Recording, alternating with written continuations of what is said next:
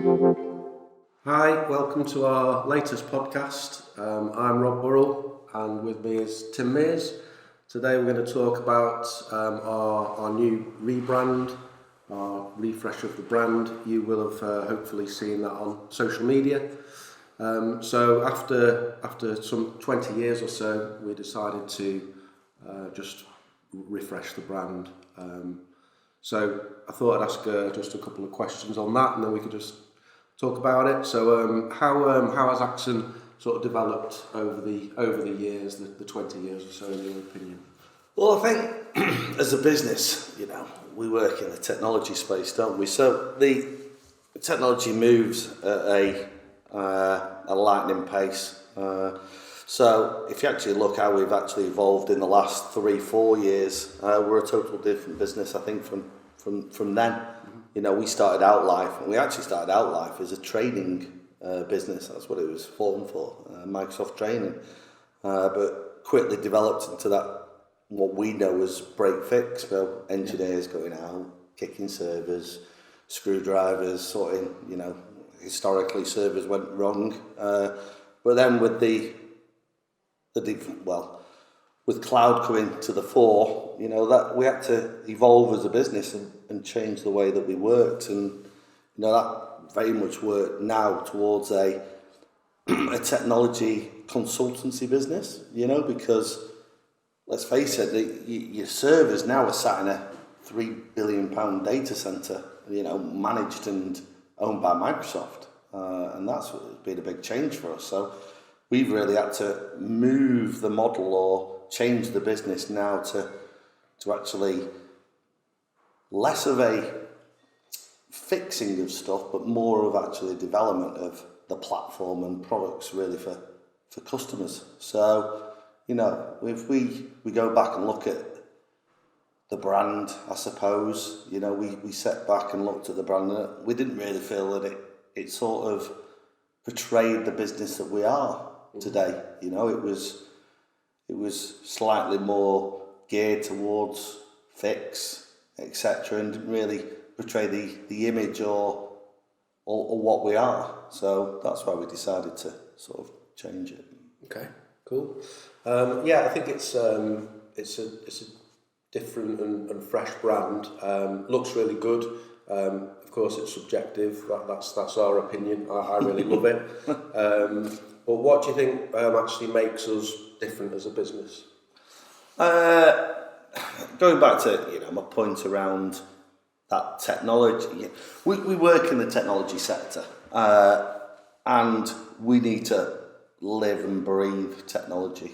It's, as I keep on saying, it's fast evolving. So, what really makes us stand out, I think, is the people. We've built a great team now, haven't we? There's a great set of people that work in Axon, and they sort of live and breathe technology, but they have to evolve as well as the products and the services, because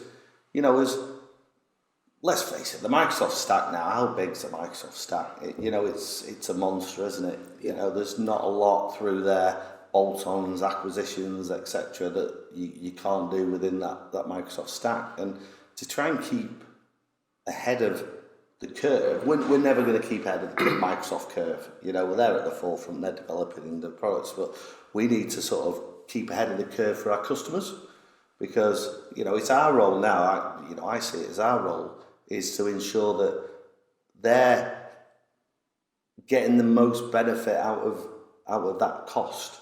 Every business is a technology business nowadays. They have to leverage technology. You can't survive without technology in today's business world. So, but it's our job is to make sure that they're leveraging that and they're getting the most money. So our people not only have to understand the technology, but they also need to actually get under the bonnet, so to speak, of the business to actually understand their business, what they're trying to achieve, what are their pains, etc., and try and use that technology within that massive stack to fix those business problems. But it's tough because there's so many different products and services which are within the Microsoft ecosystem. To keep ahead of the curve, it's hard. So I think that's what differentiates us.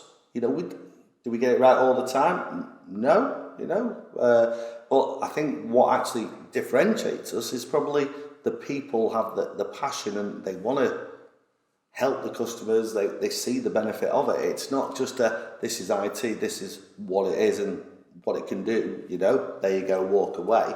They really want to get involved into the business process, understand the business, and help them develop that technology for their business. So it's constantly evolving, and it really is. So without that ilk of person, and it's taken us a while to get a great core. We've always had good people, but to get that core now that we've got presently, I think that's a real differentiator for us, really. Yeah, I agree. I think we've had some real challenges over the past couple of years, and I think we're really sort of coming out the other side of those challenges with a core set of people. And I think the culture, as you said, is a sort of at the top of the forefront of our strategy, and moving forward, which is kind of the point where we've done the rebrand. We're at a point where we've said, we're going to move forward now with this culture, with this core set of people. Well, let's face it, what is business? Business culture nowadays. It's the pandemic has changed the business world, in my opinion. We've all had challenges. We're no different, and we've had to develop the business around this different way of working. We're now living, and I personally believe that it will stay in that hybrid work environment. People want the flexibility of working at home. There's that work-life balance, which I think the whole pandemic has changed. So, one of the guys actually said to me the other day, the culture's different, the culture's changed, but it has to change because of how the business world has changed. These are I don't think anybody really fully appreciated how the pandemic would affect that. But now we're seeing that, and we're in this new business world and hybrid working and etc. And we've had to adapt and change the business model and internal business culture to fit that. And it's been tough. I think all our listeners probably, it's been tough for them. We're no different. But I do really believe that we've got it right so far. Fingers crossed. We'll continue to try and develop like that and improve on it. And as I say, there's always areas of improvement, but I think it is, and I think that's where we also felt it was a good time for the rebrand, because again, this is really a new start for the business. The business has evolved, so we wanted a brand that really portrayed the changes that we've made, and I think we've done it well, actually. Yeah, no, same here. So is that how you see the future? How do you see things evolving then? You've talked about hybrid working, talked about obviously our culture and our brand and how we're going to keep up with the times and drive things forward. But what do you think's next? I think the big areas now, especially in the technology world, is actually leveraging that Microsoft stack. And I think people always the alarms go off when you say things like AI and things like that. But I think that is here to stay. I think the big areas where businesses should be looking to improve with the use of technology is through business efficiencies, through technology automation. I think big data we spoke a lot about big data in the industry for many years, but I do actually think now that is coming to the fore. Mm-hmm.